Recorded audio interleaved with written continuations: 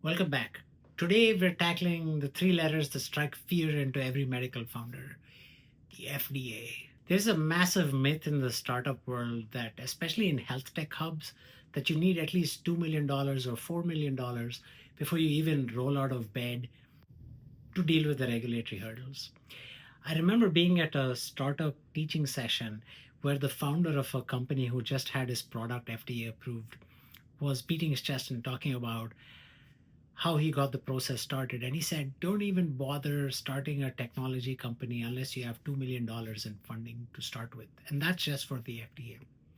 To that, I say, false. Bears beats Battlestar Galactica. We did it a little bit differently. You don't need a massive VC to start your regulatory journey. I spent a lot of time reading about FDA regulations and doing a lot of work myself. We then found a consultant who, for the all inclusive price of $3,500, helped me draft what is known as a Q sub. What's a Q sub? Well, a Q sub is an opportunity to ask the FDA questions to see if your product actually lies under FDA regulation or not.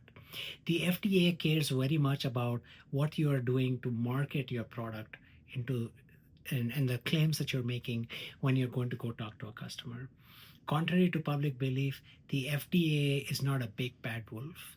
The people I met at the FDA were actually very nice and cared very, very much about getting innovation into the hands of the public where it can have the maximum good for the maximum people. They just wanted to make sure that things were being done safely in order that we would not create more chaos than there is already chaos in the health system. The FDA is not there to kill your vibes. They care about safety and efficacy. From a marketing perspective, they care about your indications for use. If you claim that your AI algorithm can diagnose sepsis, you're a high risk medical device. If you claim that your AI algorithm helps the nurse screen patients for sepsis based on protocols that already exist inside a hospital, that's a whole different ballgame. You have to be disciplined. You can't tell your investors that you diagnose everything and then tell the FDA that you do nothing. That's how companies get shut down. We focused on machine learning algorithms for sepsis phenotyping, predicting sepsis now, sepsis in 24 hours, and being very specific that we're not diagnosing anything. We're just helping the nurse better identify what they're seeing already clinically at bedside. Don't let the professional founders intimidate you with their talk of raising $2 to $4 million. You might need to raise $2 to $4 million, but you certainly don't need to do it to get your idea off the ground. Your clinical background gives you the ability to read the technical guidelines better than a lot of MBAs. You can use a consultant for the strategy, but do the work yourself to save your capital for scaling.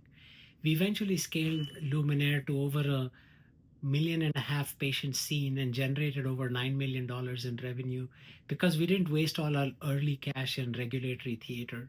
So here's your homework before you see the next video.